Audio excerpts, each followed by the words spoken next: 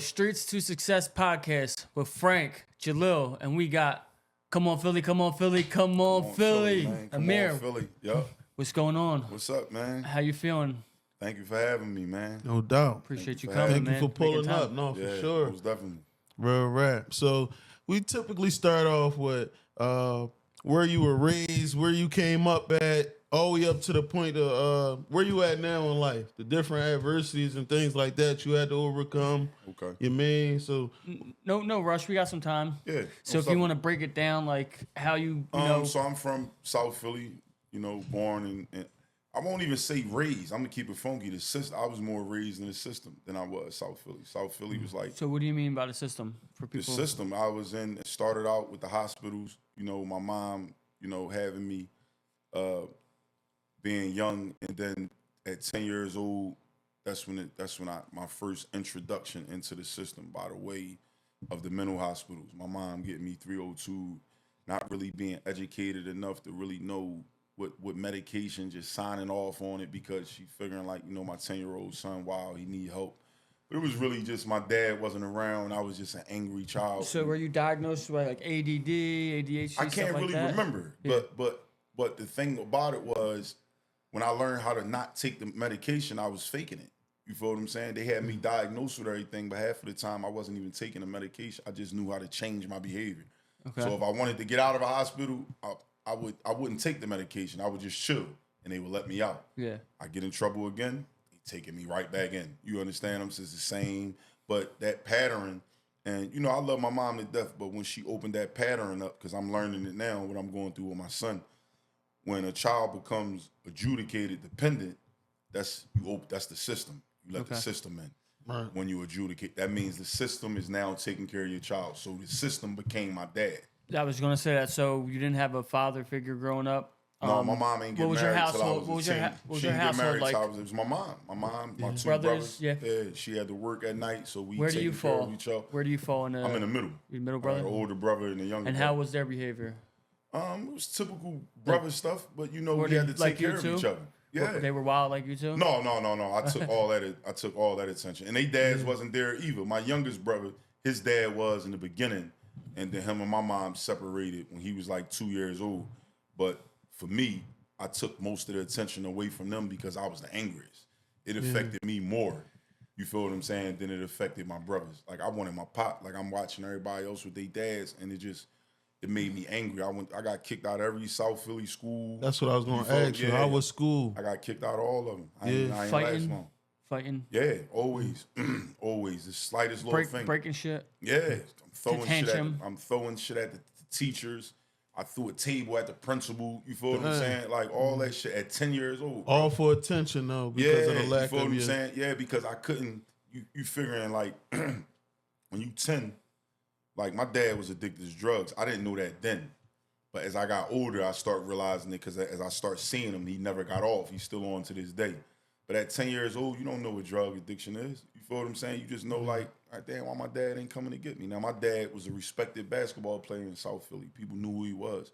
So wherever I would go at, I would hear them stories. And as a kid, with a father, the first thing you want to do is be like your dad. So if your dad is a construction worker, you want to be a construction worker. If he's a policeman, you want to be a police. So I wanted, in that beginning of my life, I wanted to be a basketball player like my dad. So I would be on the step waiting for him to come. He would tell my mom he coming. He never came. You feel? And it just built up more anger and more anger. Now, when you were 10, how old was your dad at this time? Was he a teenager or was he an adult? So let me see. If my dad's 67 now, I'm 42. So my dad might have been 35. You feel what I'm saying? So he was older. Yeah, he was older. Yeah, yeah, he was older. So he didn't have you when he was a teen, and No, he ain't had me. No, he ain't had me when he was a teenager. Yeah, he ain't. My dad got me about 40-something years. So he was already like a full-grown man, addicted to drugs. And I'm 42, he's still addicted to drugs.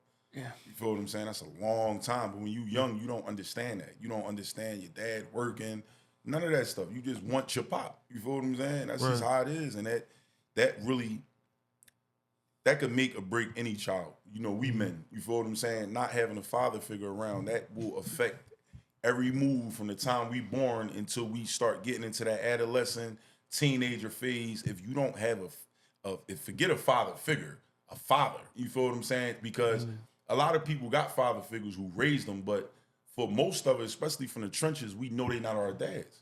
You feel what I'm saying? We know they not our dads. So it's like, I know what you telling me, but that rebellion is still in me. Like, nigga, you ain't my pop. You feel what I'm saying? Yeah, Like, my stepdad. you ain't my pop, bro. He had the You know best what I mean? intentions in the world. Exactly. Treated my mom good. He took 7 kids that weren't his. He got with my mom when she had 7 kids That's already. how my mom husband was, bro. And he still poured into us. I just didn't want to hear it at that time. I want to hear it, bro. You weren't ready. You weren't ready to accept that. But do you respect it now? Yeah, you respect it now? Yeah, most definitely. The step pop, that step up for dads, they don't get enough respect, bro. That's a hard job. That's a very hard job. Not only dealing with the fact that you got to deal with somebody that, you know, this is not your son, but you got to, it's a tricky relationship with the woman if they going to let you be the man that you, because I feel like this, when you dealing with a woman who got kids, especially boys, it's a different with little girls, but with boys, they got to step back and let you really be a father to him. They can't pick and choose when they want to let you be a father to him because it send a wrong message to him.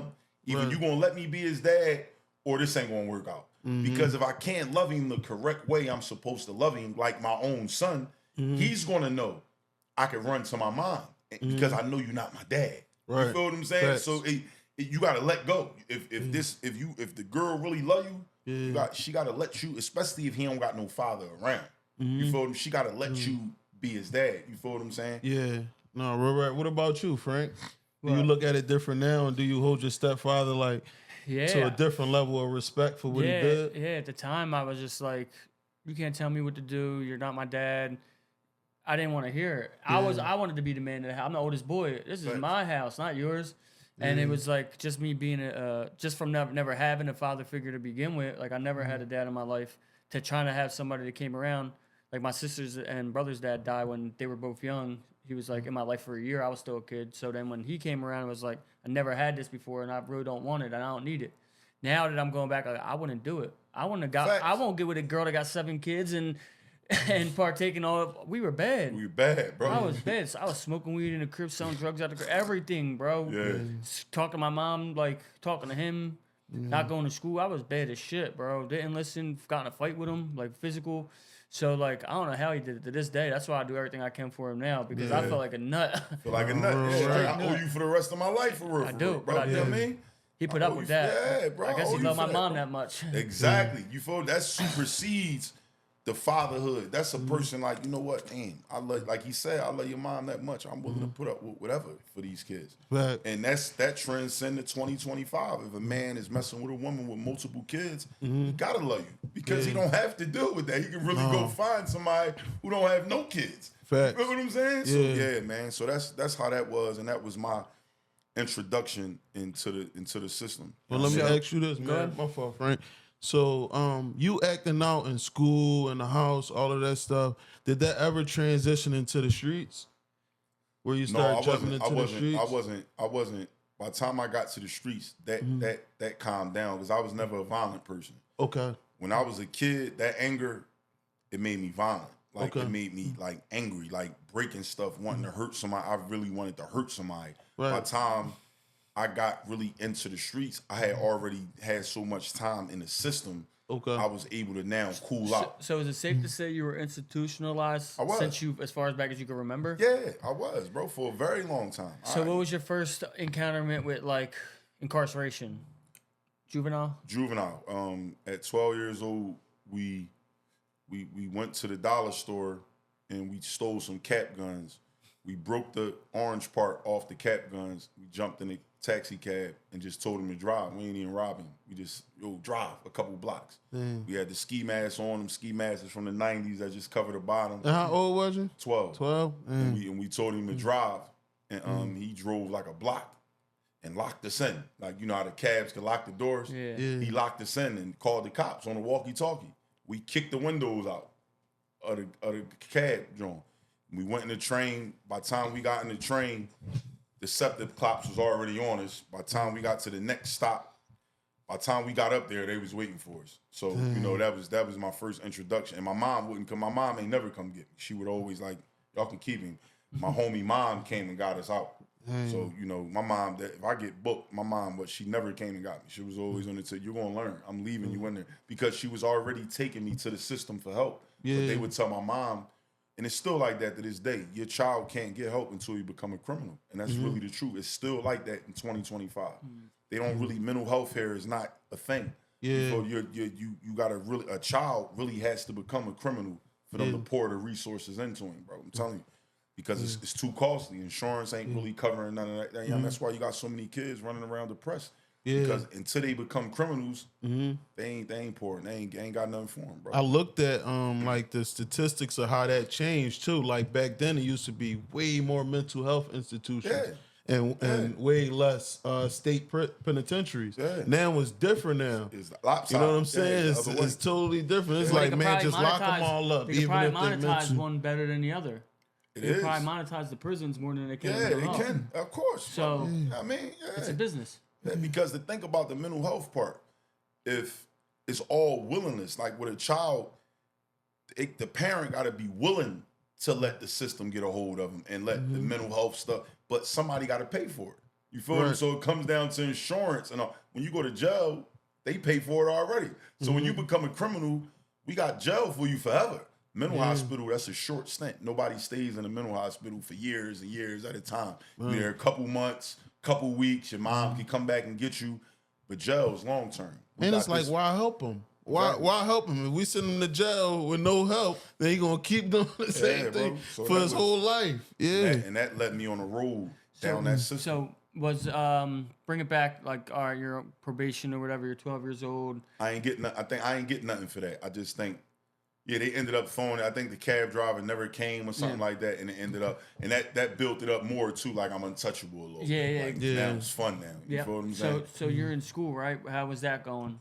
Middle school, high school? I was already kicked out. So by then, let me see, 12. I just got kicked out of Ver. I gotta go to Boone now. So back then, Philly only had three discipline schools. You had Cato, Boone, Shellcross in the Northeast. People that lived up in the Northeast, Frankfurt, parts of North, they went to Shellcross. You was from North, you went to Boone, 26 and Jefferson. If you was from West, South Philly, you went to Cato. They was only three discipline schools. Cato didn't accept me. That's how bad I was. So Boone accepted me. I got kicked out of Boone.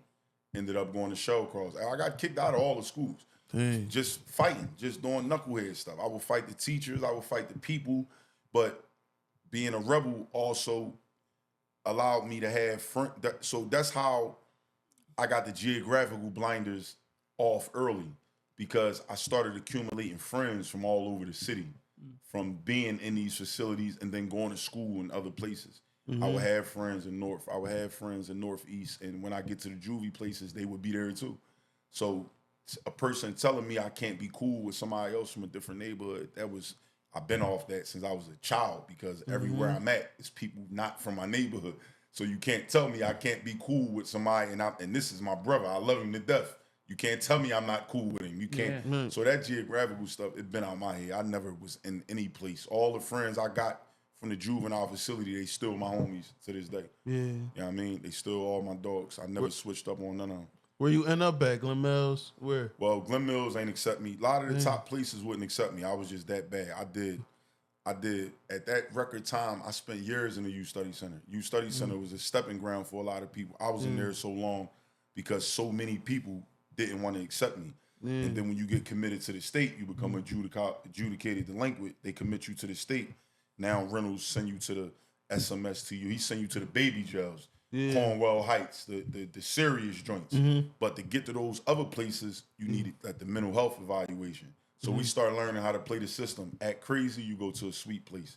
If you're not crazy, they're going to send you to baby jail. Yeah. You feel what I'm saying? So I wanted to go to the Mills, but when it came up, them people in 1801 Vine, they would be at the court dates.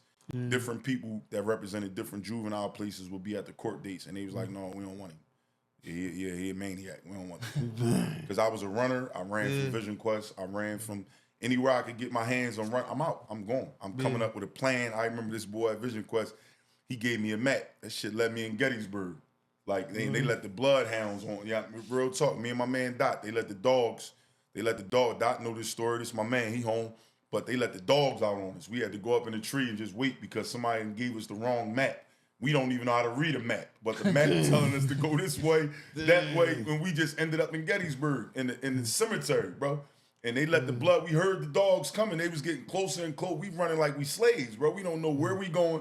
You can't see the map. It's nighttime, so we just try and get away. When you came back in Vision Quest, you got to wear a red sweatsuit and you got to be outside doing like physical therapy all day, just doing jumping jacks and pull-ups and all that. Yeah, bro, it's crazy, bro. I got so many stories about juvenile places. How long did that time last? And Vision Quest and stuff. I was up there for 2 years. 2 years? That place. Yeah, I was in there. I traveled all up and down the East Coast on a wagon train. Horse and buggy. Yep. One hot shower a month. You feel what I'm saying? Yeah. Yeah, it was crazy. Wagon train. But it taught me a lot. One shower a month, bro? Because you got to go to so it was a horse and buggy. Yeah. You feel what I'm saying? So you got to go to a gym or a facility to take a shower because we sleep in teepees. So we'll pull over and you got to set, the Vision Quest was built off the Indians. Yeah. So we sleep in teepees. We take the teepees, every state, every county, we build the teepees up and we sleep in them. Dang, I thought Camp Hill was bad. No, 20-second showers. Soap on, soap off. No, ain't got nothing. Once a month, bro. But just think, like, what would that do to a child? Yeah, once a month. Like a child telling a child, yo, you only get to wash up once a month, bro. Once a month, bro. Once a month. And the worst, diabolical. The worst was Okeechobee, Florida. Okeechobee, Florida is at the bottom of Florida on a map. If you pull up Okeechobee, Okeechobee is at the bottom. Bro, we used our animals on a regular basis that we would see walking by was alligators, bro. It was alligators just crossing the street. We by the swamp. All the water is sulfur water, so it tastes like eggs. You got to let the water, they had a water buffalo. You got to let the water sit in the water buffalo for 24 hours before you even drink it. But we so thirsty, we kids, we drinking the water. It tastes just like eggs, bro. We got to wash up with this water. We got to drink with this water, bro. We kids, bro. Seriously, bro. So basically your whole bid consisted of you traveling up and down the East Coast, living in teepees. Yeah, and you challenging, you going to different cities and states doing performances because they taught us how to drill and all that. So we like the Army, but we going from state to state doing it. Sometimes we did work like if it was floods and stuff like that, we got to go out. We like a chain gang, a young chain gang. We going to fix stuff up. We going from state to state. Yeah, Vision Quest was crazy. How many of it was y'all? Like how many? On the train, it might have been like 30 of us. At wagon train, it might have been like 30 y'all on a horse and buggy, bro. Yeah, I got kicked out of there and they sent me back to Pennsylvania. And you get your mail every 6 months on a wagon train. You got to wait till you get to a certain state to get your mail. Yeah, it was crazy, bro. That's crazy. And I thought Glenn Mills was nutty. No, Glenn Mills, what they had over other people was like the programs. Like I knew a lot of my homies was coming home with like barber licenses and stuff like that. Yeah. They had trades, football. They played against good teams. I fucked a couple people heads up in the barber joint. So the places that I was at ain't never had that thing. You couldn't. Dang. Yeah, you ain't have. I was at the worst places. I went to all the worst places because of that anger, that fighting, bro. You know what I mean? So after your juvenile stints, right? Yeah. I'm assuming you dropped out of high school, or did you get a GED or anything? I got a GED in juvenile. So you got a GED. So now you're 18, right? Yeah. Where does your life end up going? Are you thinking about your future? Are you thinking about work? Or are you thinking about what are you thinking about? I'm institutionalized. Yep. Already at 18. I'm still So what are you thinking about, like how to get money or? Yeah, because now, at that time, so I used to rap real good. Like before I was known for anything, I was known for rapping. Like extremely nice. Like dudes that know me that was in jail with me know. Any jail I went at, I was the best rapper ever. Like people would call home and say, yo, this boy is like super duper nice. I had all different kind of flows. And I like only really looked up to people like Hove and them dudes. I used to study them bulls. So when it came down to battling, like in them yards and all that, like dudes really couldn't mess with me. Like and it was like that even when I was up Forest, it was only really like 3 of us. You feel them? PNB Rock was up there with me. You feel what I'm saying? But I wanted to do that. I wanted to rap. I wanted to make music. But I met dudes in them juvenile facilities. They was getting money on the streets. Like dudes had cars and all. When I came home, I want to say 2001. Yeah, 2000. I was 18. So 2001, going into that, my homies from West, they was making money. You know what I mean? They was getting bread. They was on Marcoux Street out West Philly. They had Bonnevilles. They had Grand Mark. I mean, they had car. So the rappers that I only seen, they weren't making money. At that time, it was really just Beans, probably major figures. But we didn't see them in the hood with money. We ain't see them with cars. Yeah. I seen the hustlers. I seen my homies on the block with thousands in their pockets. You feel this was before Freeway even got popping. You know what I mean? Freeway was still in West at his grandma's house, and he had like a hoodie, Freeway coming soon, but he wasn't yet on. He wasn't Freeway who he is today. They didn't have nothing. So I quickly was like, no, I don't want to be a rapper. Rappers ain't got no money. Like, these street boys got the bread, bro. So I naturally went into the streets. Yeah. You know what I mean? So that's what you started doing. You started hustling. Started hustling. 18 years old. Started selling drugs. And I never really been a good drug dealer. Like, I'm a hustler. I'm a natural bona fide hustler. But drug dealing is something different. Like, because I would only be out for a couple months and get booked. I would go right back. Every time. You couldn't build really nothing off of that. Couldn't really build off of that, bro. I would go right back. You feel what I'm saying? And you know, when you got the juvenile record, they just line you up. So it was just like, I come out, I start hustling, then I go back in, I come back out. Now I'm back hustling now in South Philly, but my homie got killed right in front of me. So once my homie got killed right in front of me, they tried to rob it. And that's how I knew, like, God real, bro. Because when they shot my man right in front of me, they pointed the gun at my head. Nothing came out. Not a bullet came out, bro. How old were you when you seen it? This was, I just turned 21. 21. Yeah, I just turned 21 You lost years your old. homie They right in front of you. Shot my homie up, shot him up. Yeah, they was already waiting for us. Came in, they shot him right in front of me, bro. And like, I remember that. Like, he pulling money out his pocket, pulling weed out his pocket. Like, him, just leave. I'm like, no, I ain't leaving. He like, bro, I'm cool. Just leave. He was bigger than him. He like, bro, just leave. I'm like, bro, I ain't leave. He like, bro, you gonna go to jail, bro. You gonna go to jail. And I felt so bad that I left, but I just left, took the drugs and the money somewhere, went up to the hospital. By the time I got to the hospital, he was gone. You know what I mean? He was already gone. And from there, I just left South Philly. I went out Harrisburg. One of my other homies was hustling out. I ain't even want to be in South Philly. One of my homies was hustling out Harrisburg. But this out of town, I don't know nobody. Everybody I'm selling to is an undercover cop, bro. Everybody. Like, that's why, that's my drug run out of town was over at. I said, I'm never going back out of town. They only watched me for a day, bro. I was so sloppy out there. Every single person that I sold a drug to was an undercover cop. No way. I'm telling you, bro, that's how easy it was, bro.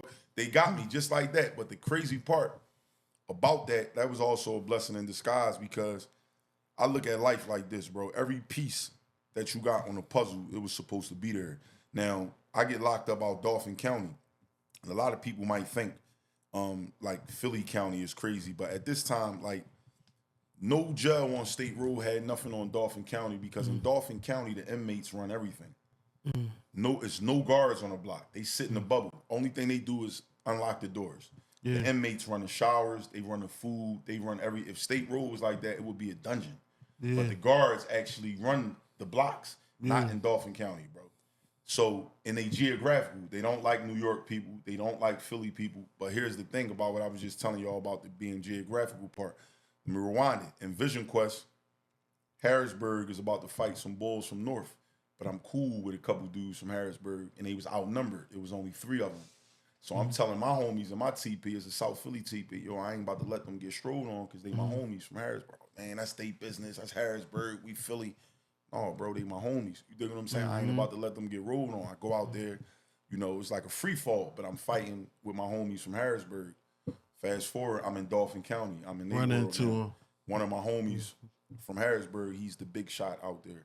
Dang. But I was having issues when I first got on the block. Like, they wasn't getting my cell popped open. I'm from Philly. They don't got no love for me. You dig what I'm saying? My cell wasn't getting popped open. I'm getting burnt on trees. My celly from Harrisburg, I'm ready to beat him up just because he from Harrisburg. But I see my man walk by, and I jump on the gate. And you know, when you been in a juvenile facility with somebody, you know their whole name. So I yell his name out, Steve Franklin. He double back. He say my name. Yo, you. He go right up to the desk. My cell never closed after that. You feel what I'm saying? I was able to maneuver around the whole jail. I'm in the showers. I'm doing everything. But imagine if it was the opposite way. You feel what I'm saying? If I would have rolled on, it probably would have never got open. Bro, he could have got me killed in that joint. Because they ran everything. The inmates in their jail ran everything. So imagine if I would have sided with the guys from North. But that's just to go to show, like, no matter where you was from, no matter your complexion, your race, when we was in them Jones, bro, I was in there for forever. If you was my man, you was my man, even if I'm around other homies. It's still my man. And I carried it like that even on the streets. That's how it was with me and Frank. Yeah, like, yo, this dudes my was guy. out there trying to extort him and all that. I'm like, bro, this is my brother. Yeah, like, bro, that's what I'm saying, bro. I know how it is. No, I'm playing. I'm talking shit. No, for real rap though, bro. How it is, bro. I ain't care about no complexion, bro. Like, bro. You feel me? Like, I have a homie that was the Latin King. I have a homie that was that was me, 215. I had Frank from Kansas. You feel me? I ain't care about Moroccan homie. I ain't care about that. It's like if you was sterile and you was on what I was on, that's all that mattered to me, bro. You ain't peanut butter boy and all that, or you feel me? Then real rap. Then you my dog. So, that's why I still got the same homies, and that's why my story hit a little different because a lot of my homies ain't make it. A lot of them got life. A lot of them dead.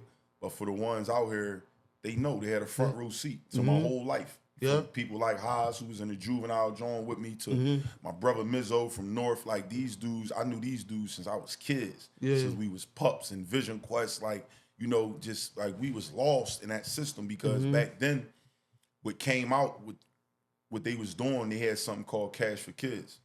So the judges was in cahoots with these juvenile facilities. Filling the facilities up. I remember that. Filling the facilities up. I remember hearing about that, yeah. Only one judge really got indicted for it, but it was so many judges involved and was getting kickbacks to send kids to these facilities, bro. Yep. You know what I mean? And that's just crazy when you find out. Now you see all the lawsuits. It's on Instagram every day. Glen Mills, this place, that place, that place. Because of what they was doing there was really illegal, bro. The shit that they was doing to us was illegal. Glen Mills, take Glen Mills. They was beating kids. Bro, I seen dudes get grown men, bro. What? Like, you understand? Jaw broke. My homie got his arm broke, his jaw broke, a black eye. Thrown through a wall. Like literally thrown through a wall. Bro. Yeah. Like, on a regular basis. On a regular basis, bro. No BS. Yep. Real rap. That was crazy, man. So where we at? You was 21 years old. You wound up going to Dauphin County, right? Dauphin County. I took a 1 and 2. That's how I went to Greater for it. Okay. I took that 1 and 2 up Greater for it, and that's what opened my eyes to the state system. But I still wasn't ready yet to receive everything because I still had the mind of like I still want to hustle. So my life ain't. I still. So you went home on parole? I maxed out. You maxed out the 2. You came home. I came home. Now, what was your plan? You didn't even think about hustling. Yeah, I'm back to the. Now, but when you were coming home, where were you coming back to? Your mom's, your friends? Yeah, I was coming back to my mom. Okay. Always coming back to my mom's house. But this time, I'm back out west because I ain't really get a run. So I'm back out west because at this time, so how I look at neighborhood stuff, the reason why I didn't really want to hustle or sell drugs in my neighborhood because I never liked neighborhood beef.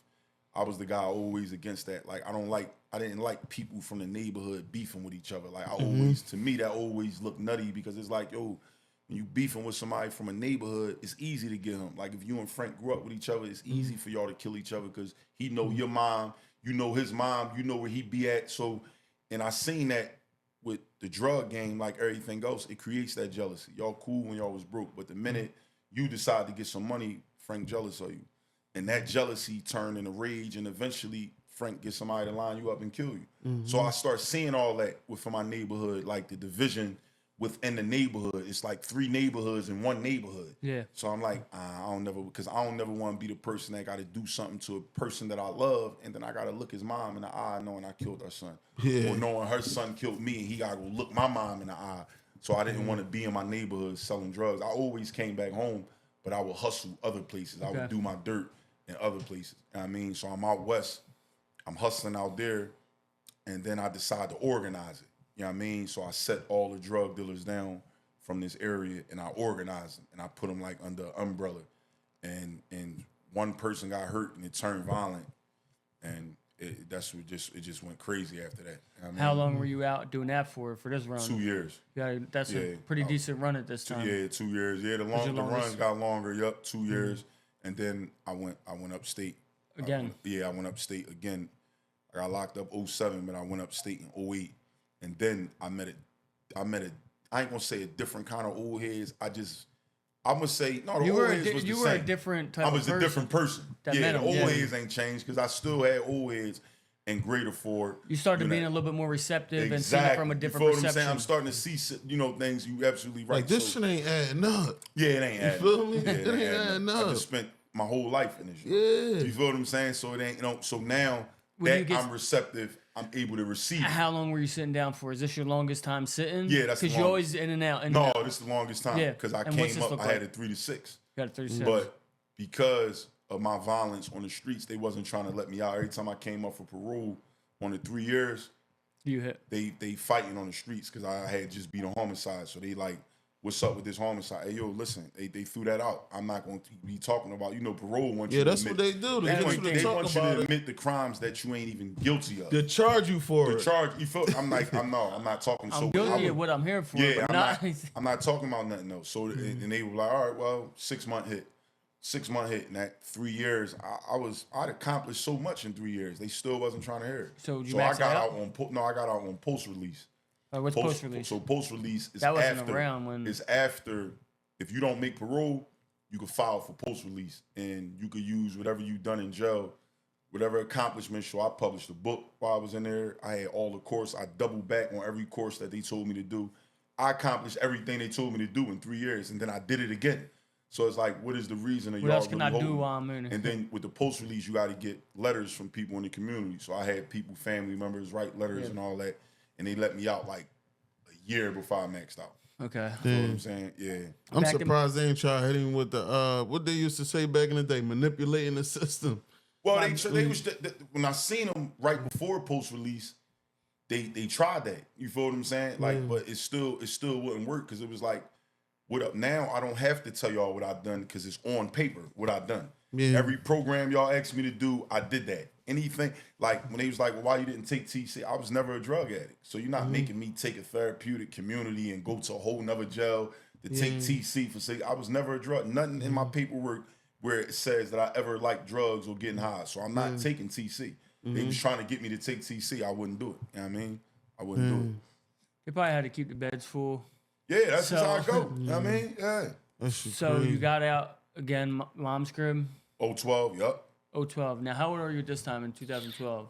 2012. Your brain's developed now. You're a man now. 92.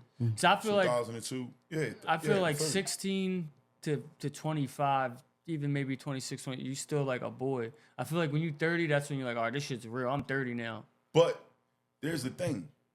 Mentally, I still wasn't a man yet. Okay. You feel what I'm saying? I still wasn't a man yet because the thing about being institutionalized, bro, it's like growing up. Everybody got their own time limit to when they get out of being institutionalized. It's not always a bad thing. Like, and people think it is, but it's not. Like, so what I mean by that is like the style of how you move. The way I move now is kind of like an institutionalized thing. Prime example, like y'all could be walkies. I got a walkie out here. I got somebody I might be with on a regular basis. That's a walkie. That's an institutionalized term. That don't mean it's an institution. People that go to the gym every day, they got that from jail. That's somebody on the outside looking in. That's institutionalized. That's how I stay out here. I got a method. And or when you wake up and everything got its own place, like you feel what I'm saying? That's staying busy. For example, you get up every day. Build or destroy. Like me staying busy, that's my institutionalized way of thinking it because so do you think it was good for you to go through that because it kind of gave you structure that you could implement out here? Yes, bro. I had to go. That's what I'm saying. Everybody's story is different, but everything that you've been through, it creates that story, bro. Yeah, it all creates that because if you try to take any piece off that puzzle, you're gonna have to remove everything. Because it's all connected, bro. Who knows how? It's all connected. All of it is connected. I had to go back. I wasn't ready yet. You feel what I'm saying? Even when I was in the streets, I came home in 2012. I still went back to the street. It wasn't over. In 2012, you went back. I still came back to the streets. I was selling regular weed. Let's talk about it. You feel what I'm saying? I was selling Reggie, but just so happened, a dude that I was all right with, he had the exotic weed, and I'm like, oh, it ain't no money in Reggie. I'm gonna mess with the exotic weed, and I turned it up. Now my phone jumping. Now I'm doing it instead of selling regular weed, I'm doing $500. I'm doing $1,000 and $2,000. Now I'm comfortable with this. Now all the aspirations that I had from jail, because I didn't want to do that. Like I wrote 54 books upstate, bro. 54 books upstate. In Forest, bro, I was a household name as an author. Everybody would come to the library just to get my books. Left all types of books up there with different dudes. I had a board game. They shut me down. Security shut me down. I had 30 people at the table playing a game. called The Takeover. I had 30 people at the table, bro. And the only game was, it was a big board, but it had I mapped out Philadelphia in sections. I put Frankfurt, Northeast, West Philly, South Philly, but you could see everything. Broad Street, you could see the L. I drawed all this on a big piece of paper. And it was like Monopoly. So you could do everything in the streets you could do in this game. You could go to jail, and I was the game. So if you slipping, I would indict you. I had informants in the game. Real talk, bro. People was playing this shit from sun up to sundown. I made it in Pick, and I brung it upstate with me. And people would play this shit all day long. When I went to the hole, I was getting kites from people from New York. Like, yo, make us a New York version. The Pittsburgh Bulls, they wanted a version. Dudes on the block, like, yo, we need the game rules. Like, they was sending me kites every day in the hole. And then security finally came and just locked me up. And was like, what's this game? I'm like, it's a game. Like, what are y'all talking? Why so many people at the table? But dudes was getting in fights. People stopped talking to each other about this game over a game, bro. Yeah, that's over crazy. A game. Yeah, because I had informants and all that, bro. Like, on a game, bro. People would come slide me a kite. Yeah. Lil hustling out Southwest, man, going. And then next day in the game, when we playing the game, I'm the game. So I'm the cops, I'm the feds, or I would come lock you up. And you would know, like, damn, how you know I had this over here? Because you told your man. Yeah. And your man would be, look, Lil, that's why I got you. You out the game. The game was to win the game, but nobody would never win because everything that was in the streets was in this game. Nobody never won the game because all the stuff that happened in the streets was happening on this board game. You was giving people a different point of view, and like, this is exactly what's going on in our lives. This is why we not winning. You tripping security. That's why they came to come grab you. That's why they came to come grab me, You bro. messing up they kids that money for their kids' college tuition. When I say you could do everything in the streets, you was allowed to buy a property. You was allowed to invest. Nobody was doing none of that in the game, bro. Nobody was cleaning their money up. I had people in the game that made it up to 1,000 bricks and 20 million. They still was just balling. I'm buying this car tomorrow. I had all that in the game. Nobody was buying property. Nobody was buying nothing, bro. And one time I just indicted the whole game. I locked everybody up on the game. I really wanted to stop playing because they would keep me at the table for forever. So I just indicted the whole game. But I didn't do it without showing people what I had on people. So I indicted the whole game, but I had this on this person, that on this person. It was all justifiable. It was all justifiable. You feel what I'm saying? They was like, no, you just went, I want to stop playing, but I'm showing, because we not advancing. Nobody is we doing all the same thing in the game that got us in jail. Yeah. Nobody's advancing, bro. So we going to play this game for forever. My whole bid, we might play this game because y'all still, and that woke me up too with making my own game. It woke me up too, like, damn, we still in this track, bro. Even though we in jail, so I stopped reading the hood books. I switched up a lot of different stuff and how I start seeing. So I was already like preparing myself. You gotta make an app out of that, you know what I mean? bro. Like, real talk, I was already preparing myself. That's a good idea. Like, you know what I mean? Make an app out of it. And people be asking me all the time, bro, you know how many dudes that was upstate, like, yo, if that game, bro, if you figure out a way to make that, I'm trying to tell you, bro, like they was stuck. Bro, just think how many people you'll wake up, though. They was stuck on this game. So you got caught hustling the exotic? No, I ain't. Because by then, you think of going into 12, 13, 14. By then, weed ain't really nothing. Like highway patrol pulling me over, they don't even care. So what woke you up? What is a defining moment that woke you up? The deaths. The deaths. So what year? I want to say 16, 17, going into 18. You feel what I'm saying? Like those years. 2016, 2017. 17, 2018. Going into them years, like, I start seeing the most deaths. I always had relationships with young boys, even in jail. Like, so a lot of people know what I'm trying to do now. Like, a lot of this stuff I was already doing before Instagram. I was always trying to squash wars. I was doing that as a juvenile because that diplomatic part always came from if Lil was cool with you and he cool with me, Lil was the mediator. So if Lil loved me and he loved you, we both willing to squash the war for him. I was the mediator when my homies was going through it in them juvenile joints. Bro, I can't pick a side, bro. I love both of y'all, bro. You feel? But I will watch them squash it on the strength of me. Same thing if I'm going through it with somebody and it's a mutual person that somebody love.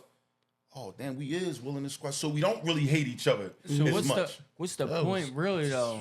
If it's squashable over... You feel what I'm saying? It'd be pride, though, more than anything, bro.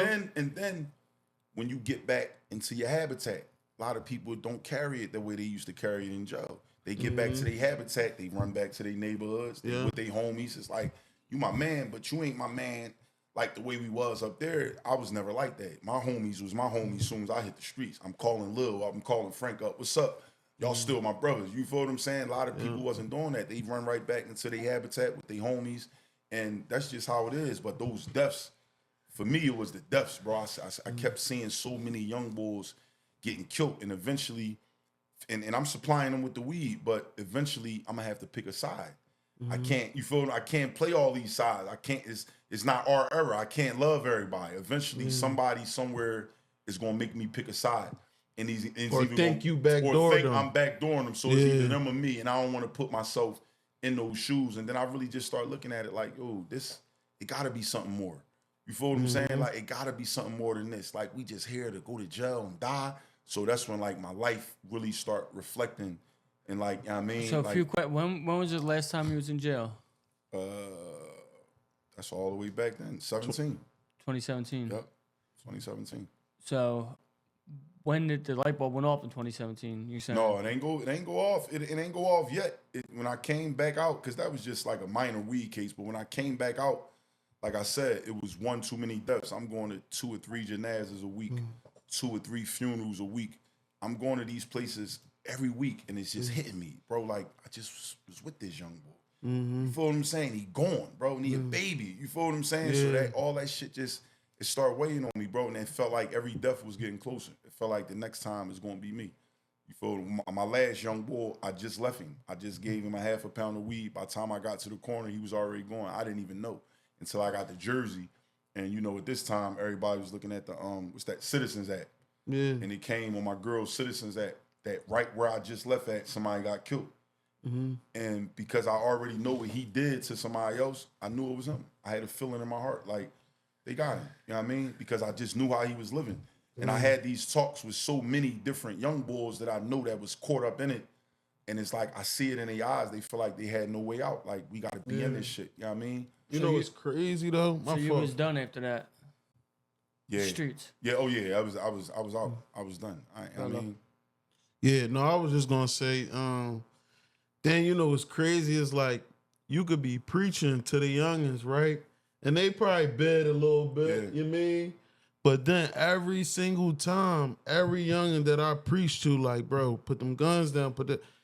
Soon as they get booked, they be like, "Lil, you the first person popped up in my head." And I'm glad you said that, because both of y'all can think about this. This is how I knew having positive role models versus negative role models affect our lives. We can remember everybody on our rise up that told us to do the right thing before we can remember the people that had us in the game. All those positive people in our lives, when we start doing good, they the people we want to make proud. Because if some same young boys you poured into, the minute they start doing good, they gonna look for you. Lil, man, I'm back, I'm doing good, because that's what we want to do. All the people that I knew I wasn't making proud, when I start doing the right thing, I felt good to make them proud. Not the people that I was in the streets with or the people that I was in the game with. I remembered the people that told me I was better than that. Yo, you better than that, bro. You could be better than this. You could be, because they don't get that. Well, because they already look at you as a different, on a different level, so you're reaching your potential. Like, facts. So it's like, I'm fulfilling. Before you seen it. I'm fulfilling the person you thought I could be. Exactly, bro. Exactly. And that was it always for me. Like, I always remember, and I try to find each and every last one of them, from staff members to just people I came across. I try to find them, because I be wanting them to see, like, you know, I'm glad you seen that in me. I'm glad I finally became that person that you said I could become, because I didn't see that in myself. We was young. You feel what I'm saying? We ain't see that we didn't know our lives was going to turn out like this, but it did. So I just do my best to try to give it to these young boys and give it to them real. So motivate the youth 215. How did that come about? So I was doing the junk thing first. Wait, and is that going? What's that noise, Jeff? It's making it every time you flick it. Flick it one more time. Probably just the volume on the laptop. Yeah. Okay. My bad. It's cool. So I was doing junk removal, and I would just pick young boys up from the gas stations or in the neighborhood, because I knew, like, if I could try to save him, let me try to save him from this. Like, you know, but a lot of them ain't want to work, but I ain't never give up on them. I'd be like, yo, come on, I got this job. Come on, man, come make a bean 50 or whatever the case may be. But like a young boy coming from the streets where he think he can make that in a half hour and all, you know, it's hard. So, you know, and then like trying to get him to actually do hard work when the society not set up for us to value hard workers, because it was like that when we was younger. We didn't value the man with the pickup truck. We didn't value the construction boy because we seen this boy on the street corner with the Benz, the cars, the clothes. So now we do, because we older and we realize that dude with the construction uniform, he never went to jail a day in his life. The boy with the pickup truck, he owned all the houses on the block. He never went to jail. Imagine if I was that guy, you know, where I would be at versus that guy over here. To this day, I haven't met no successful drug dealers. Not one. And I heard the stories of all of them, bro. And I don't look at none of them as successful. And the reason why I don't is because we took way more losses than we took wins. We lost family members. We lost relationships. We lost brothers. We lost the love for the community. Respect. We damaged. It was all losses for real. We ain't take no wins. No matter how much money you made, or it's not. That's the only thing you want is money. Exactly. So it's not going to equivocate. You being a legendary drug dealer and going to jail for 20 years, bro. Even if you don't go to jail at all. You feel what I'm saying? You being a legendary drug dealer, then what? Exactly. You got money. Yeah. That's it. You feel what I'm saying? We talking about real impact on the, bro. It even make me watch movies different, bro. Like when I was younger, like all the favorite movies I watch, I look at them different now because I see like, I look at it different. I don't know if y'all ever seen South Central. Yeah. Look at OG Bobby Johnson and Ray Ray, bro. Ray Ray was a sucker from day one. You feel what I'm saying? He used OG Bobby Johnson to get a gang, have Hoover Deuce and make the Deuces the biggest gang. OG Bobby Johnson did 10 years in jail for putting in work, like he said, only to have his son out there still incarcerated. He was never loyal to that boy. You feel what I'm saying? And then OG Bobby Johnson in jail, Muslim boy make him wake up. He honor his life. He honor his freedom. He gave him let him read. He really start seeing himself and like, yo, man, go get your son. You feel him down to the most iconic part in the scene is when he told Ray Ray, like, I'm prepared to die for him. Me and you ain't have a father. I'm prepared to die. That changed the whole trajectory. First, his son was like, man, you ain't Bobby Johnson. You ain't my dad. Because in his mind frame, my dad is OG killer Bobby Johnson. He gonna come home on that type time. He Hoover Deuce. You understand what I'm saying? Everybody respect him. Everybody love him. Yeah. But you see, Ray Ray ain't had nothing for him, bro. He ain't have nothing. He was see how his baby mom was living. His son is still in car stereos. His son book. That's all those movies really represent how most of our lives turned out for real, bro. Yeah. Ray Ray represented a lot of dudes we came up with, but we just couldn't see it because we blinded by the neighborhood stuff.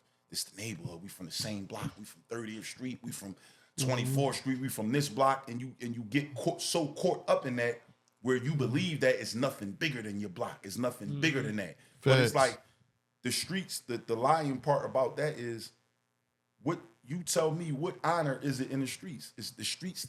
You can't even put honor in the streets in the same word, bro.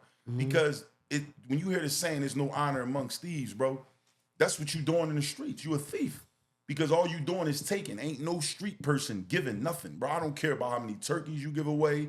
I don't care about how many neighborhoods you feed. You're still stealing because at the end of the day, you're causing destruction to your community. You're not building it up, bro. You don't see no community centers named after no drug dealers. You don't see no streets named after drug dealers. So that just lets you know we're not building a community. We're taking something away. And when you say there's no honor amongst thieves, that's why. Because there's no such thing as honor amongst thieves because there's never no honor. This is why the difference of you and him being in the streets, when you start getting money, it's nothing for him to think of the rage to kill you. Switch it. Two businessmen. They're not going to kill each other because one person is doing business better than the other. Yep, that barbershop guy is not going to walk out that barbershop and go across the street and shoot that barbershop guy in the head. They're running a business. They don't look at life that way. But if he was running a drug corner and he was running a drug corner, eventually somebody got to go. It's not enough. You feel somebody got to die about this corner. And that's what the streets breed, bro. And the thing about it is those rules, it traumatizes us because that's how we take that into everything else. Think about what's going on now. People will leave the streets physically, but take it into everything they doing mentally. We'll get podcasts, rappers, all that. We think we supposed to be street the whole time. We made it out. Why is we getting into this thinking we supposed to move like street people? I'm not about to crash out, bro. I'm not in the streets. So this is not about to go there, bro. I'm not about to kill you because we beefing on the internet. I'm not doing that, bro. I don't even want you to think I'm going that route. And I don't even care if you look at me like a sucker because I'm out of the streets. I don't even think about the streets. I know I'm not going to take it there with you. I'm not going to let you harm me, but on the same token, I know I'm not going to put myself in a position where as though I'm tricked out my spot. I'm tricked out my spot. Yeah, I'm just you not got gonna do it, bro. Because that's all street mentality, bro. It's all street mentality. No growth. There's no growth there. It's Exactly, bro. It's mental immaturity. There's no growth. They don't. No accountability. No future projection for themselves. Yeah, we so can't it's straddle they the carry fence. they carry it with them every. Carry it with you, bro. But till when? Because there's motherfuckers in their 50s, 60s that still act like that. Yeah, bro. So it's like, you feel what I'm saying? Sometimes it's not even growth though, bro. It's just like people don't subtract the pride out of their Exactly. life. It's You the feel me? pride that All make it is, people bro. crash out a lot of all it times, is, bro. bro. ego. Yeah, it's like Yeah, bro. like I they ain't there. so super prideful, like I bro. told one of my homies, I said, bro, nobody could ever bait me on the internet with nothing. I don't care what you say about. You will never hear a response. You feel what I'm So saying? they don't get would you never- going. They don't get you going in the comments. Even in the comments, you want because I got a choice. You Yeah. feel we all got choices, bro. But Like I'm not sometimes people get easily triggered, and it's like true indeed. not even in, like But on the not same- even subconsciously. You might not even be catching yourself going back and forth with But someone in here's the the comments. thing: what I learned about it, right? I also realized that I have a choice. You feel what I'm saying? Like I get a lot of comments on a lot of my posts. I have a choice to look at these positive comments, put 100 hand clap, and the negative ones I can skip past them, regardless of what they saying. That's what I think. For me, that's my real test. Everybody's not gonna like us. You feel, especially that we're doing something positive. Everybody is not gonna mess with us. I take the bitter with the sweet. I take the ones that like us and respect us for what we doing. I'm cool with that. The ones that don't, bro, I'm cool. You know what I mean? Because everybody's not gonna like us, bro. Especially when we're trying to do the positive. The negative stuff, we always get the claps for that. But trying to do the right thing with your life, bro, that's when you think about it, bro. That's when you're gonna lose the most friends. well, you're challenging people. It's more challenging. You feel what I'm saying? So yeah, that's the real test, bro. I lost family members doing this, friends doing this. People talk behind my back. I don't care about none of that stuff, bro. So about your page, when did you first start seeing like more traction coming? So to I it? start Like, talking about places first, Okay. and Well, like what type of in the city or yeah, in the city. Yeah. Like I would pull up at a building. It might used to be a skating ring in the '90s. I say, yo, who remember the skating ring and blah blah blah, and that would just go off because any place in Philly that had a fun time that people can remember brings it's up going to bring back feelings, the memory. It unlocks the memories. But then I start saying like places can't really build people, so I got to start talking about legendary people that people forgot about in Philly. So I would just do random research or something. And I just think about somebody from back in the day, like, hey man, remember blah blah blah. And what I didn't realize I was doing about talking about some of them people, it was waking people up. You feel what I'm saying? Like prime example, Nina Ross. Like, and when I talk about Nina, I said that because, and I remember being in the juvenile joint in the back of the Vibe magazine, they had her as the best female artist ever, unsigned. I cut that out, put that on my wall. I was always prideful when it came to Philly. I had all the rappers that was hot, they was on my wall. Because I was just prideful about Philly. I've been in there so long. It's like if I see a rapper on a double XL, I'm cutting it, especially from Philly, it's on my wall. I don't care who it was. Freeway, Oskino, it don't matter who it was. Major figures. I had all these bulls on my wall in the juvenile because I just used to be that prideful about Philly. And so people were like, yo, why you love the city so much? It started in there, bro. I used to be happy as heck seeing somebody from Philly sports, but because I know what I was from and I know how hard it is, bro. You understand what I'm saying? So to make it out and to be on the magazine or to be on the news, I'm the dude like, man, that's what's up. You understand? Somebody made it out. So I guess that's what, that's what aligned me to right now and why it's so easy for me to do that because I really love when people from Philly make it, bro. It's just a thing for me, bro. I just love to see So when it. did this slogan come?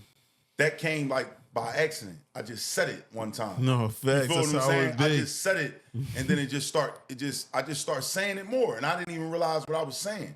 And then it took a life of its own. You feel what I'm saying? It just took like a life of its own and took a direction of its own, and then it just started aligning, bro.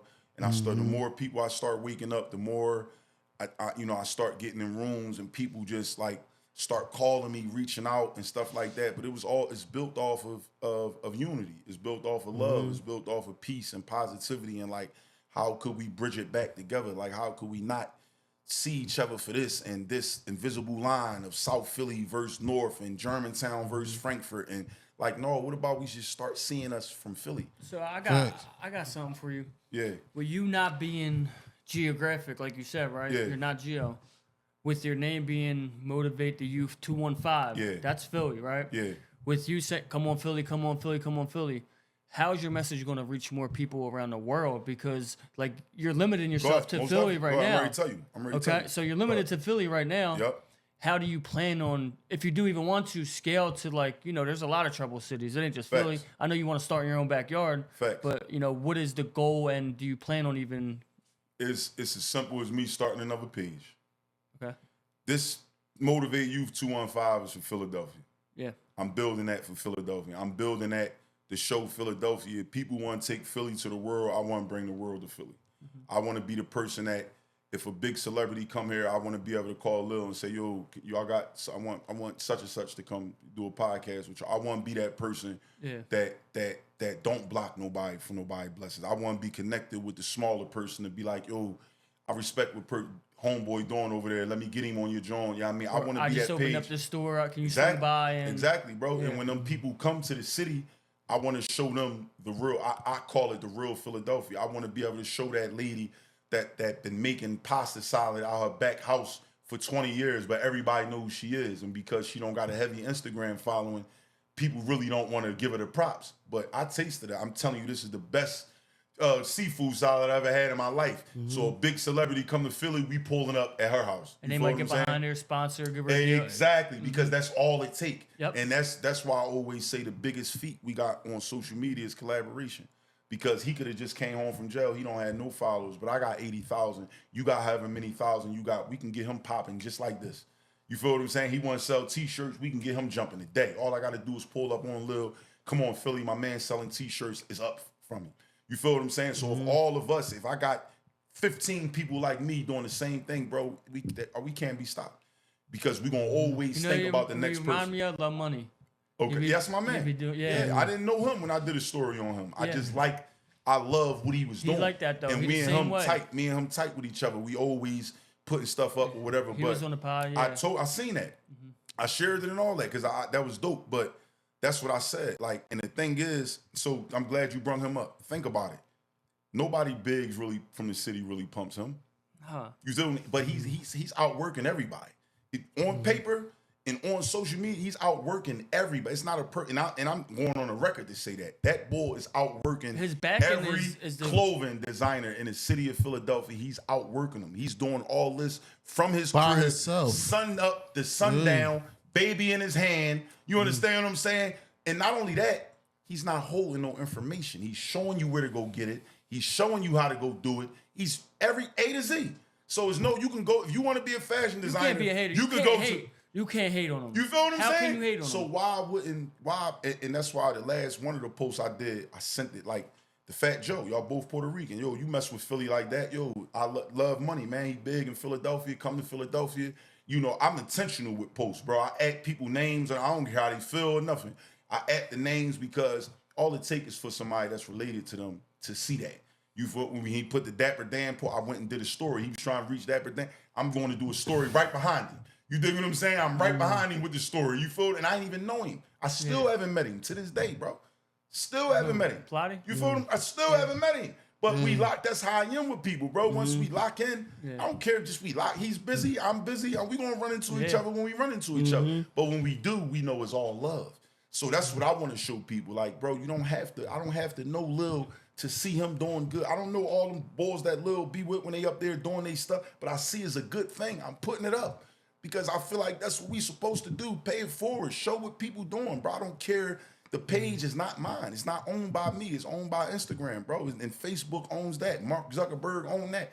We don't own it. If they take it the day or tomorrow, what was your legacy and your short legacy on Instagram? I want mine to be that I built my city up, that I built people up, that I gave people that light. You understand what I'm saying? So now people know that these people exist. not just the big people, but a bunch of smaller people down here. Yeah. They do exist, and some of them, if not, got better products than the people that's up here. So that's like another reason for the podcast too, because you could get them big names on them, big stories. Like, you know, there's so many people out there successful that are A-listers, right? Yeah. What about everyone else that's successful that you don't hear about because there's not a platform that highlights, Facts. you know, the people in the middle that are still successful, that are still good people. That was the point of the podcast. Like, it's not always 1 to 100. Sometimes it's 1 to 20. Yeah. Because everybody else is like 1 to 2. Because let me tell Like, you you gotta something, find- bro, you gotta- where I like that what you saying as far as about them people in the middle. Because if you think about it, bro, if y'all get, say in the next year, right, and y'all get 50 people up here, 50 different guests up here, right? By y'all thinking about that middle person, all it takes is really for one of them people to change our life, bro. Because the A-listers are already A-listers. You feel what I'm saying? Only thing they can really do is pull you up. But the middle people, if one of them hit the jackpot, now y'all blow together.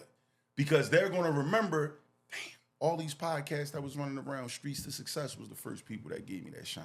You feel what I'm saying? And now it's a different kind of story when they call you in a room, because the A-lister already did you a favor. But this person is going to say, no, when they had the ball and ain't nobody see me, they called me up Streets to Success. You understand what I'm saying? So it's a difference. So I would rather deal with the middle people. I mess with the people up here too, but they there. They can go to the bigger platform.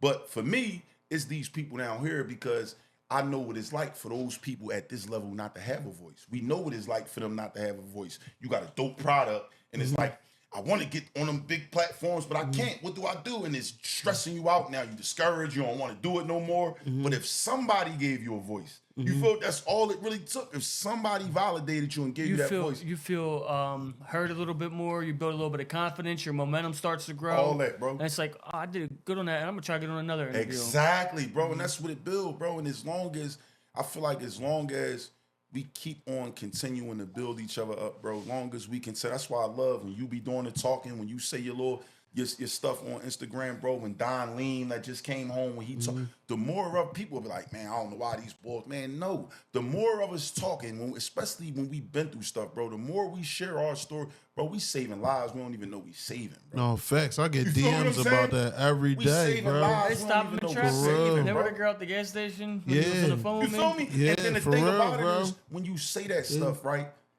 for everybody, it's like the what's the Jones in the paper everybody be reading. I don't believe in it, that sign stuff. But when they read the zodiac signs, you become people horoscope. Because it's like, when I know you get this, when you say certain things, they be like, yo, I just was going through that. Yeah. That's the horoscopes. That's what people get from the horoscopes. They read the horoscope. Yo, this is because you generalizing it. Yeah. Whatever you say that you've been through and you related to how you putting it in that message, somebody is going to relate to it, bro. And you choose to help them. You could be quiet. That's what I mean about build and destroy. You could destroy and not say nothing. That's destroying. A person who really got something to say can help somebody and that's destroying. But if you could help somebody, if y'all experience being in jail, not having a fight, if your words can help somebody, you are building somebody. It's like the bro. religion. You feel what I'm saying? Yeah. You're building, bro. You're constantly building, because that's going to be able to help somebody. Somebody could have been ready to go blow their head off and then came across your page at that very moment. No, facts, bro. I ain't doing that, It's bro. crazy, bro. You feel what I'm saying? We was walking a community probably like a month ago, man. And OG, if you watching this, shout out to you, man. He pulled over, and I'm like, we all on, you mean, dang, who that? You feel me? Yeah. We still in Philly, so he jumped out the wheel. He like, bro, I'm the boy that DM'd you and said, like, I want you to speak over my body when I die. See what I'm saying? I'm How like, powerful that is? no, real rad. And it made me realize, bro? how many people that you really help, that some people might not say anything. Yep. Some people just look forward to hearing your voice every day or Somebody whenever might not they even, can. You they feel might not me? comment on it. Yep. They might not DM you. They might not even like it. But they would probably nod in their head when they're seeing it. And it's like, if you got all the real. people that you know that's watching, what about the people you don't even know you touching? Bro, I be hearing people from Facts, bro. Cali, You feel what I'm saying? Baltimore, Of course, Australia. Florida, Australia, This girl DM'd us United from Kingdom. Australia. Real Like, talk, it'd be bro. like, bro, I So imagine, love you. what Feel I'm me? saying is, imagine how many more people, right, that can come home from jail, share their experiences, they not living that life no more, and they just talk. That's why I tell people, go ahead, bro, because I never, like, I don't even think it's a such thing as that of us dimming each other. Like, bro, I don't care if I had a podcast. I'm coming on yours, you coming on mine. None of that, bro. What I mean, like, none of that stuff matter, because at the end of the day, all of our voices can help different people, bro. All of our stories are different. You understand what I'm saying? What somebody might relate with him, they might can't relate with me. What somebody can relate with me, they might can't relate with you. So each one of us, if we're all building, and regardless of what we doing, bro, we're helping people. Regardless of how we doing it, it's just that one it's day. It's the same thing with like music. Facts, bro. Somebody might like there's this style of music, someone might not like this style of music, but all these artists are making something for someone else to hear. And even as the smallest artists have a big, they're reaching, even a small artist is reaching tens of thousands of people. Facts, bro. Like look at the smallest artists on Spotify. They're still getting a lot of listens. Oh yeah, most definitely, bro. Most definitely. It's that overshadowed by that big. Like I tell people this all the time. Like for me, I don't even like people that use the terminology self-made. Nobody's self-made. Everybody needs somebody. Everybody need help. You feel what I'm saying? Everybody need help, bro. And it's just the thing of like, with our city, it's the Joe, the D-E-N, the Glazing, and the whole nine. It's like, bro, nobody's making it nowhere by themselves, bro. If you can't show me nobody that you either need someone to partner with, you need someone to pull you up, you need fans or an audience to give your product or whatever to. You need him to do what he's doing. Yeah. You understand? You can't do both. You Appreciate can't sit you, here. Jeff. You feel what I'm saying? Appreciate you. That part, everybody is the. You feel if it was really popping and you had people running to the store to pick stuff, all those people play a part in your rise, bro. But people will get there and think like, no, I did this from the mud. No, you did not. People helped you get out the mud, bro. Who got out the mud on their own? Think about it. People say it. Yeah, I did this from the mud. Who the hell can get out of mud on their own, bro? Like, you really in mud trying to get, you ain't getting out of, you need somebody to pull, or you're just going to go down. It's like quicksand, bro. Yeah. You're just going to go farther and farther. No, you need somebody to say, Hen, bro, let me pull you up out of that mud, bro. The only difference is if they pull you up, pay it forward, bro. Pull somebody else out the mud. And it keep on going and then instill in them what the person is still in you. Pull them up. Then you don't have to know them. You don't have to grow up with them. Okay, do you think that people lack that in Philly? Yes. Yes, bro. That's why I'm fighting so hard. That's why I go so hard. That's why I put up 10 videos a day, 11 videos a day, so I can show people that it's nothing wrong with it, bro. It's nothing wrong with doing it. You feel what I'm, and you could be cool. You could go anywhere. You feel what I'm saying? Like, you're going to get the same amount of respect. Whoever don't respect me, I'm not worried. I don't want the whole world to like me. That's not realistic. You feel what I'm saying? But the people that do respect me, I respect them back. The people that do love me, I love them back. I don't worry about nothing else, bro, because I know I can't please everybody. But I'm just focused on the people that I can help, in hopes that the youngins coming behind me could want to do the same thing and realize, like, damn, you know what? It is bigger than my neighborhood. You feel what I'm saying? I can help some. I can be cool with them around the corner. I can be cool with them out Frankfurt. I can be cool with them out north without sacrificing who I am, about like feeling like I'm a nut for being cool with them dudes. So the thing about the internet, it's kind of crazy because like you got so much negative out there, right? And people highlight it. But then you have like, there's so much positive now and people can openly express themselves, and the young buck might not come around you because there's an age gap, but he might scroll on your stuff and stop and read it. He's not going to come to you if you're going through problems, or he might not. If there was no internet, he's not going to stop at your doorstep and knock for you, right? No. You're not his friend, but he might shoot you a DM. Yeah. So that's a powerful thing about the internet, and you're reaching like multiple geographic areas. Get them all the time, and you become you think about what you just said. Well, boy, you probably still think about that sometimes. Like, man, I never met this boy in my life. He said he want, like, you know what kind of honor that is for him to hold you up that high. Like, he got family members, probably got kids, but something you said resonated with him so deeply. He said, man, I want this complete stranger to talk over my body. Power to internet, though. You feel what I'm saying, because bro? Lil ain't standing on the corner screaming. There's a power of speaking up. It's what you speaking Being of. You able understand to what I'm speak saying? up. I know what you mean. I know exactly what you're saying, Frank. Yeah. But it wouldn't be heard without the internet. Facts. Yeah, you're right. Facts, but it's how you use that. It's a magnifying glass. I mean, but we spoke up in Forest and was teaching lifers this and teaching different guys this without the internet, and it resonated with them, bro. You feel me? It's just speaking up, period, Facts. bro. Just being able to, say something, bro. Facts, so bro. I want to ask you this. With all that being said, would you say that would be your goal of Come On Philly in the future? Yeah. Like, just to have everybody on one accord, that DE and stuff out the way? They don't got to be on one accord, because I know that's unrealistic. But I do feel like to have it whereas though in Philly, people can coexist and still mess with each other hard without nobody like on the tip of like you got to be on angles because I know we come from a traumatic city. Like that's why that's why we get all the pain rappers. That's why we got more pain rappers than we do fun rappers because it's pain here. That's where we come from. You know what I mean? Survival. You know, that's just how it go. But and through that pain, it's like we do got to start learning how to heal too, bro. Because without that healing, bro, we destroyed, bro. Right. Without learning how to heal, without learning how to love people from different areas and just locking in and because you don't. Only way you gonna know a person is not genuine until they not genuine. Until then, I gotta carry Lil. Is he a genuine person? Until he do something that show he not genuine. So I can't just be like, I'm gonna keep my guard up because them North Philly Bulls, they ain't never been no genuine. So now I got my guard. No, when you come right in with your guard up, that means you really looking for something to go bad. What about what about the opposite? What about your guard being down from the rip? Optimistic. And You feel what I'm saying? What about just thinking, oh, this is my man from the, what if I went about. Assume good intentions. You feel what I'm saying, If bro? you're going to assume good. Exactly. Assume the good, bro. People like, no, because then when they do you dirty, you already expect, no, I don't think like that. Not me. I don't know how everybody else think, but I'm not coming to it with the intent like he's trying to get me. I always kind of believe we create situations anyway, like kind of like manifest it. Facts. Like, because we're so skitzed out and we're so like, we kind of bring it on ourselves. Facts, bro. So how would you tell people that's watching this right now, and they don't even necessarily have to be no youngins. It could be people that's like my age, your age, a little older. Like, how do you heal? And how do you just say, yo, it's a rap? Not just only saying it, but actually walking the walk. Like, man, this is what I've been through. From mental health institutions to juvenile facilities to state penitentiaries, you know what I'm saying? And eventually, this is me right now. This is Come On Philly.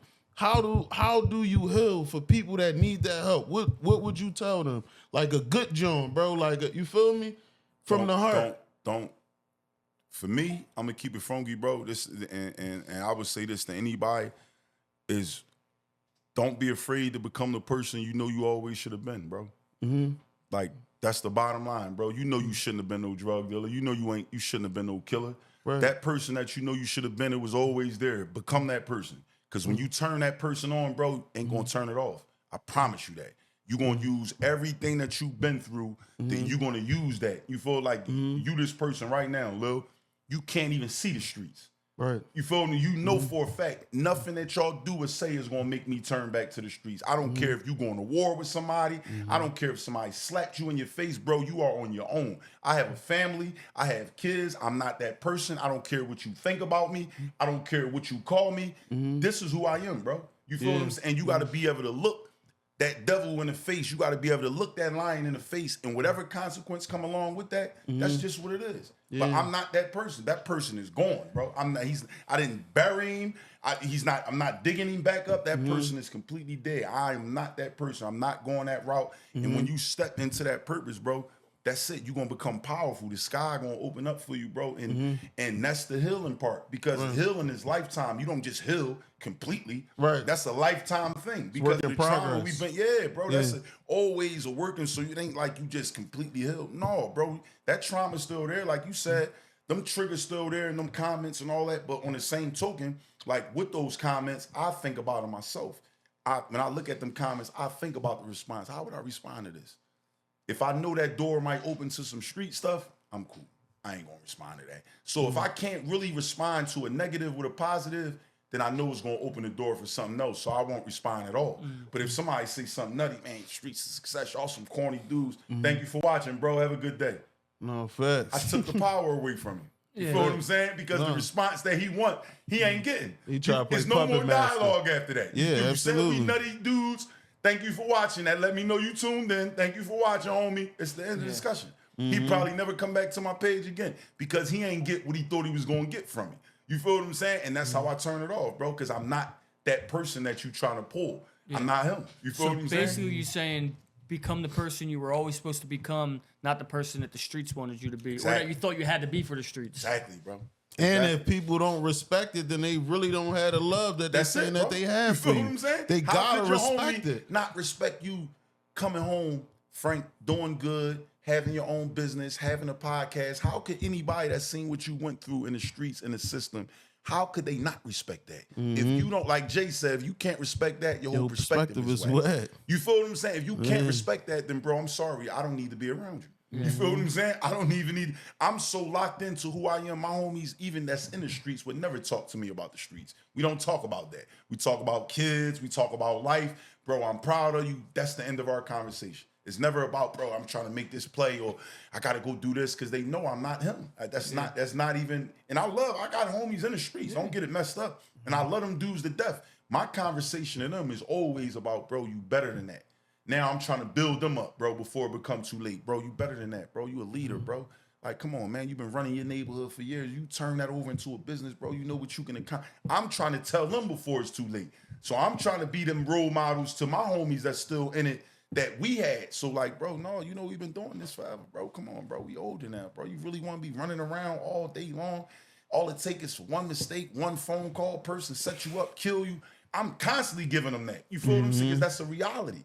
You feel, and then when it happened, when homies do go to jail, or they do get killed, it's like, it's more trauma on us because it's like, well, Lil said, like, damn, I just told him that, bro. I just told him this could happen.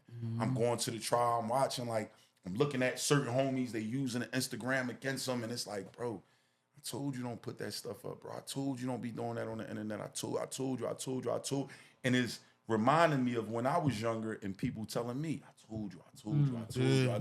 And I was never listening. Now I understand what they were saying because dudes that you really got love for, you see that in them. You see what they could do if they just stop. But some people in the back of their mind, everybody's story is different, bro. They ain't burning enough. I burnt like that. I burnt. My hand was over the stove, in the stove. I burnt. I don't need to burn no more. I know that fire hot. Yeah. You feel? I don't need to feel it no more, bro. I felt it my whole life. You ain't got to convince me. All you got to do is flick a lighter. I know I'm going to burn my hand. You ain't got to put my hand over the stove. I know it's hot, bro. I know it's hot. Facts. Real rap. So before we sign out of this, John, man, again, thanks for coming through this, John. No, I appreciate y'all, bro. And I definitely, I want to give y'all flowers too, man. I know I pay attention to y'all, the fact that y'all was tight upstate and, you know, y'all came home and y'all remain brothers, bro. That's admirable, bro, because a lot of people don't. People come home and do something negative together. But don't nobody come home and, like, try to build something positive with each other, bro. And that's just admirable, bro. And y'all gonna go, as long as y'all got each other, bro, as long as it ain't y'all don't let nobody come between y'all buying and never care about none of this shit, bro, because at the end of the day, bro, if y'all not tight with each other, none of what y'all is about to accomplish, none of it means nothing, bro. Right. None of it. Y'all gotta cherish y'all brotherhood, cherish y'all friendship. All this materialistic shit, all of it can be replaced, but not the morals, not the love. You know what I mean? All that shit, you can't replace none of that, bro. So keep on building, bro. It might take y'all longer because y'all trying to do it the right way, but y'all gonna get there because y'all got each other. You feel what I'm saying? Y'all gonna get in the rooms, bro. Y'all gonna get there, bro. I appreciate you, bro. Real rap. And it mean a lot for you to stop by and get a game up, bro. Real rap, bro. Y'all gonna get there together, bro. I'm trying to tell y'all, bro. Y'all gonna get there because two heads always better than one. I wish I had a home. Three. That's two in this one. Oh, yeah, that's definitely two. I always say that. Look, I don't. But no, it's just like, as y'all moving up, y'all both learning on different levels. There's going to be stuff he learn about, stuff you learn about. Yeah. And just having a partner to sit down with and say, yo, how about we do this? And, you know what I mean? Like, I got to do it myself. It's just me. You feel what I'm saying? So if I had another person, like, yo, how can we sit down and go build? You feel what I'm saying? But it's always having a partner, bro, it's everything, especially when you got one that you love and it's your man and it's your brother. Y'all, we could just go anywhere, bro. We can go anywhere. Y'all going, I'm telling you, it's going to get there for y'all. When it happens, y'all going to be like, damn, bro, remember when we first started, when we even said we was going to do it, then it's going to come back to the upstate stories, but the enjoyment of it is going to be good because y'all going to know, like, damn, you know, we know where we came from to be here. Facts, you feel what I'm saying? To be here, bro. So, you know what I mean? Eventually, bro, it's going to, I'm telling you, I seen y'all at the basketball joint. Eventually, that shit going to turn to the Sixers somewhere. One day, the Eagles. And y'all going to be like, yo, how the fuck did we get here?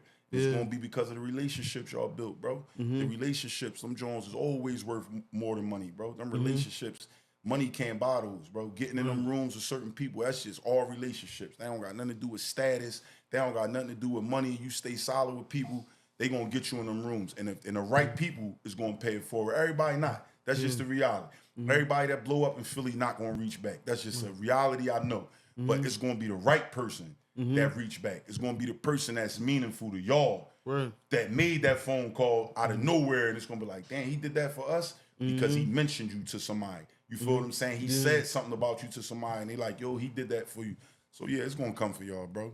Appreciate you, man. You, No doubt, bro. No Real doubt. rare. Thanks We for gonna having keep me, working man. regardless. Most definitely, man. Come on, Philly. Come on, Philly. Come on, Philly. Make sure y'all follow Streets to Success, man. These guys doing some wonderful, wonderful work in the city of Philadelphia, man. Brothers came up in that, ran through that system just like me. They out here doing the positive thing, man. Make sure y'all tune in with them. Make sure y'all lock in every episode. Whenever they subscribe and do everything else, make sure y'all follow their journey too, because they've been giving y'all free stuff. When it's time to turn it into some money, make sure y'all support them just as well. Merchandise, hats, hoodies, whatever, man, because that's how we build each other up in the city of Philadelphia, man. Come on, Philly. Absolutely. Appreciate you, bro. Appreciate Most it. definitely, man. Streets to Success. Yeah, fact.